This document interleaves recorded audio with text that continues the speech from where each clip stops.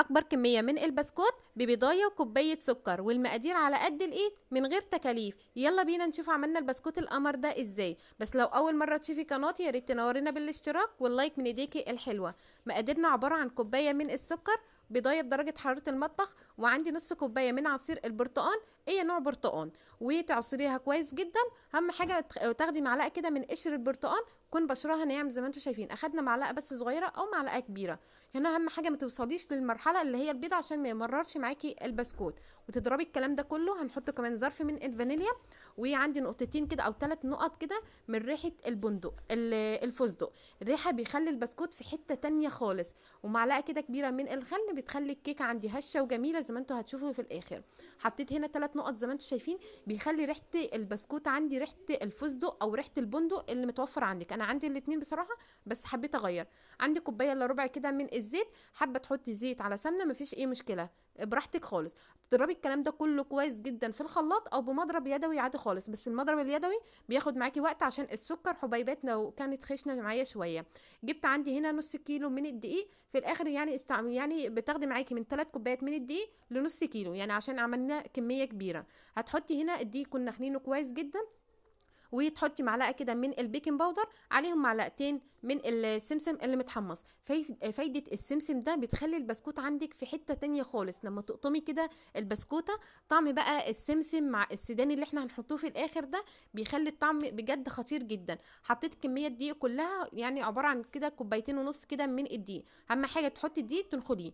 وهنا خلاص ضربت الخليط زي ما انتوا شايفين بقى ناعم كده وكريمي زي ما انتوا شايفين، ما فيهوش اثر قشر برتقان ولا اي حاجه. بس عايزه اقول لكم ريحه الخليط بتاع البسكوت ده ريحته بجد خطيره، عشان حاطين فيه برتقان، حاطين كمان فيه فانيليا، وحاطين كمان ريحه الفستق. بنخلي عندي ريحه عندي البسكوت في حته تانية خالص. هنا بقى تحطي الدقيق عندك بالتدريج، يعني عايزه اقول لك كل دقيق بيفرق عن التاني. ممكن يستعمل معاكي 4 كوبايات ل5 كوبايات، يعني حسب نوع عندك الدقيق ايه.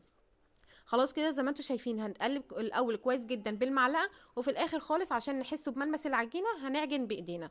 اهم حاجه البسكوت يا جماعه ما بيتعجنش كتير. ركزوا في المعلومات اللي انا بقول عليها عشان يطلع معاكي البسكوت في منتهى الجمال. هنا بقى التشكيل بتاعنا سهل وخالص خالص، ممكن تخلي الاطفال عندك او اولادك يساعدوكي فيه. بجد مش بياخد وقت ولا مجهود خالص.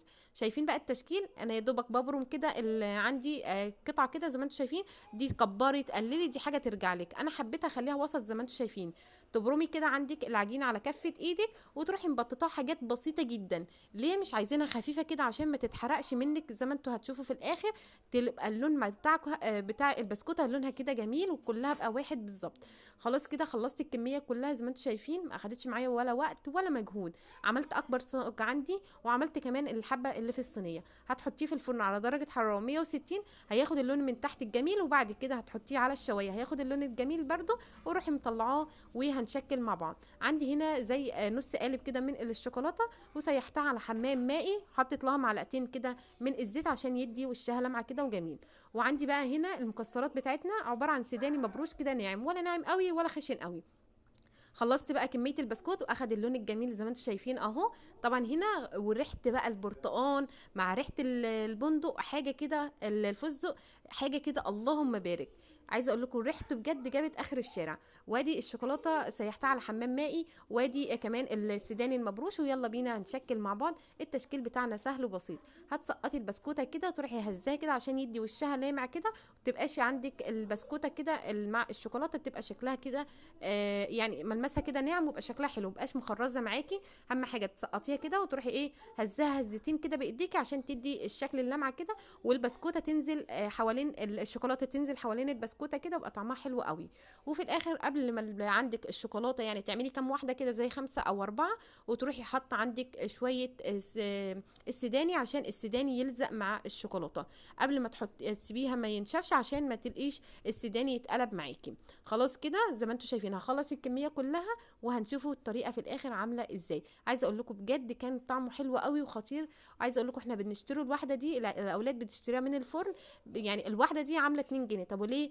احنا عملنا التكلفه دي بحاجات بسيطه جدا، والمقادير كمان كانت متوفره عندي في البيت.